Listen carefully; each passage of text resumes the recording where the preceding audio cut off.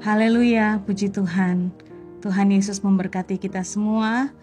Dengan Yesus kuatku, kita akan sama-sama kembali dikuatkan oleh kebenaran firman Tuhan. Mari Bapak Ibu Saudara yang dikasihi Tuhan, kita berdoa untuk menerima berkat firman Tuhan. Tuhan Yesus, kami berterima kasih. Hati kami melimpah dengan ucapan syukur Tuhan, karena kebaikan Tuhan yang telah memimpin kami hari lepas hari, karena kebaikan Tuhan yang sudah menjaga, melindungi, bahkan memberkati kami dengan berkat-berkat-Mu yang begitu luar biasa dalam kehidupan kami. Tuhan, pada saat ini kami ingin menikmati makanan bagi rohani kami, yaitu kebenaran firman Tuhan. Itu sebabnya Tuhan, kami mohon Roh Kudus-Mu bekerja di dalam setiap hati kami, sehingga kami juga dapat menerima kebenaran firman-Mu, dan firman-Mu itu berguna untuk kehidupan kami, untuk iman kami, agar kami semakin teguh di dalam Tuhan. Terpujilah nama-Mu, kami akan terima berkat firman Tuhan. Di dalam nama Tuhan Yesus Kristus, kami berdoa. Haleluya. Amin. Puji Tuhan Bapak Ibu Saudara yang dikasihi Tuhan. Mari kita lihat ayat firman Tuhan kita di dalam Matius pasal yang kelima ayat yang ketujuh. Matius pasal kelima ayat yang ketujuh, di sana dikatakan, berbahagialah orang yang murah hatinya, karena mereka akan beroleh kemurahan. Haleluya, puji Tuhan.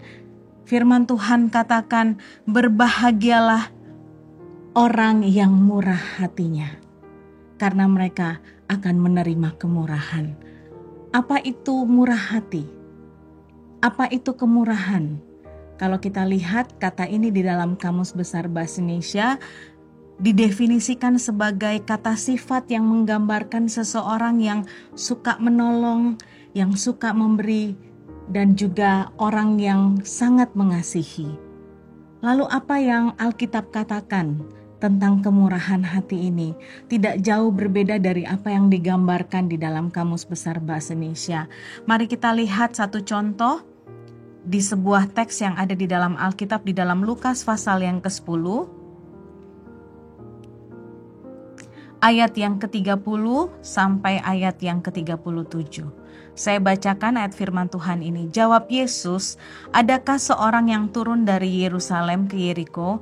Ia jatuh ke tangan penyamun-penyamun yang bukan saja merampoknya habis-habisan, tetapi yang juga memukulnya, dan yang sesudah itu pergi meninggalkannya setengah mati. Kebetulan ada seorang imam turun melalui jalan itu. Ia melihat seorang itu, tetapi ia melewatinya dari seberang jalan. Demikian juga seorang Lewi datang ke tempat itu. Ketika ia melihat orang itu, ia melewatinya dari seberang jalan. Lalu datanglah seorang Samaria yang sedang dalam perjalanan ke tempat itu, dan ketika ia melihat orang itu, tergeraklah hatinya oleh belas kasihan. Ia pergi kepadanya lalu membalut luka-lukanya, sesudah ia menyiraminya dengan minyak dan anggur. Kemudian ia menaikkan orang itu ke atas keledai tunggangannya sendiri, lalu membawanya ke tempat penginapan dan merawatnya. Keesokan harinya ia menyerahkan 2 dinar kepada pemilik penginapan itu.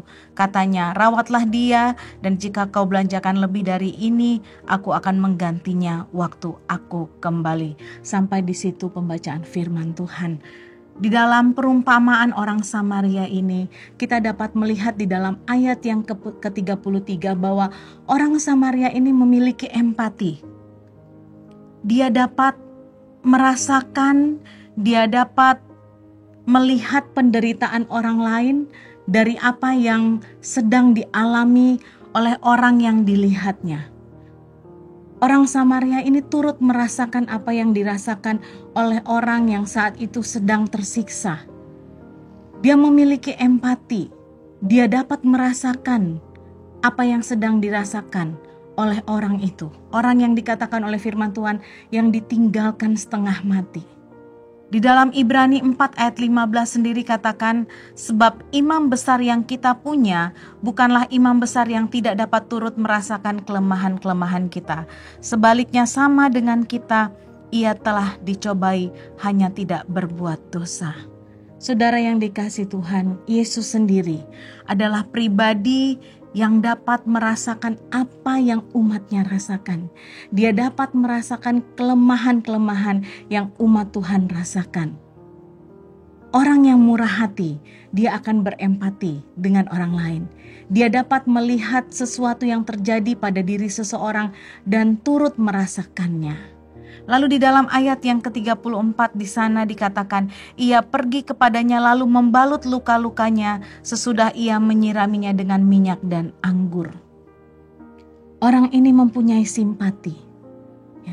Dia tinggal bersama-sama dengan orang itu. Dia ada bersama-sama dengan orang itu. Dia bukan hanya memiliki rasa belas kasihan, tetapi dia bersama-sama dengan orang itu. Dia tinggal dengan orang itu, dan dia juga menolong orang itu sampai tuntas tanpa melihat siapakah orang yang ditolong itu. Yakobus pasal yang kedua, ayat yang ke-15 sampai ayat yang ke-16.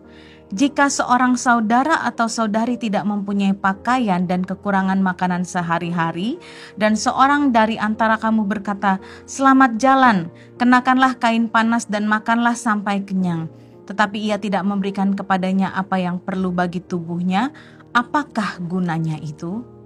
Bapak Ibu Saudara yang dikasihi Tuhan, murah hati itu harus ditunjukkan lewat perbuatan. Bukan hanya sampai pada perasaan kasihan saja. Itu sebabnya di dalam Matius pasal yang ke-25 ayat yang ke-34 sampai 40 di sana dikatakan murah hati adalah salah satu sifat dari anak-anak Tuhan. Murah hati adalah sifat dari domba-domba, bukan sifat dari kambing. Orang-orang yang telah menerima kemurahan Tuhan akan kembali melemparkan kemurahan itu. Orang-orang yang telah menerima kemurahan Tuhan, mereka juga akan memiliki belas kasihan, mereka juga akan berempati, mereka juga akan mendampingi orang-orang yang mereka kasihani. Orang-orang yang sedang menderita, orang-orang yang sedang mengalami kesulitan, kesusahan. Karena itu adalah sifat dan ciri-ciri dari orang yang telah menerima kemurahan. Dan dengan kemurahan Tuhan yang telah kita terima, kemurahan Allah yang telah diberikan kepada umat-umatnya yang percaya kepadanya, akan membuat kita berbuat baik, akan membuat kita melakukan perbuatan-perbuatan yang baik. Kita akan bermurah hati kepada banyak orang, kita akan bermurah hati kepada orang-orang yang sangat membutuhkan pertolongan. Dan dengan kemurahan hati yang kita lakukan, dengan perbuatan-perbuatan baik itu, kita dapat terus menerima kemurahan dari Tuhan. Amin, saudara. Pada akhirnya, kemurahan hati yang kita berikan kepada orang lain itu akan kembali kepada diri kita sendiri.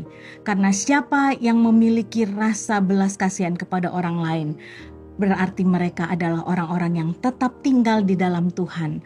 Orang-orang yang tinggal di dalam Tuhan adalah orang-orang yang menerima kemurahan Allah. Sebab itu terjemahan lain dari Matius 5 ayat yang ke-7 dan seterusnya, dan dari ayat-ayat sebelumnya, di sana dikatakan ada 9 ucapan berbahagia. Tetapi terjemahan dari bahasa lain bukan katakan berbahagia, tetapi diberkatilah mereka. Diberkatilah orang yang murah hatinya, sebab mereka akan menerima kemurahan. Haleluya, puji Tuhan. Mari saudara-saudara yang dikasihi Tuhan, kita melempar kemurahan kepada orang lain yang membutuhkan, dan kemurahan itu akan kembali kita nikmati di dalam kehidupan kita sebagai umat-umat Tuhan. Nikmatilah kemurahan Tuhan di dalam hidupmu, nikmatilah kebaikan-kebaikan Tuhan, karena engkau tahu bermurah hati kepada orang lain. Haleluya, mari kita berdoa. Kami berterima kasih Tuhan, buat berkat firman Tuhan yang sudah mengingatkan kami bahwa kami adalah tebusan-Mu, umat-umat-Mu yang telah menerima kemurahan dari Tuhan. Dan hendaklah kiranya Tuhan, kemurahan Tuhan itu mendorong kami untuk berbuat baik, untuk memiliki belas kasihan kepada orang banyak, untuk menolong mereka yang membutuhkan pertolongan. Dan kami percaya kalau kami melakukan perbuatan-perbuatan baik karena kemurahan Tuhan yang sudah kami terima, maka kami pun akan tetap tinggal di dalam kemurahan Tuhan. Terima kasih Tuhan, Engkau menolong dan memampukan kami. Roh Kudus menolong dan memampukan kami untuk bermurah hati. Dan kami percaya sebagaimana firman-Mu katakan, kami akan menjadi orang-orang yang diberkati oleh Engkau. Terima kasih Tuhan, terima kasih. Menolong mereka yang saat ini sedang mengalami kesulitan. Menolong mereka yang saat ini sedang mengalami tantangan dan ujian. Kami percaya ada kemurahan Tuhan di dalam kehidupan umat-umat-Mu yang percaya kepada Engkau. Terpujilah nama Tuhan. Ini doa kami dan kami mengucap syukur buat berkat firman-Mu. Di dalam nama Tuhan Yesus Kristus. Haleluya. Amin. Puji Tuhan saudara-saudara. Bersama Yesus aku kuat. Tuhan Yesus memberkati.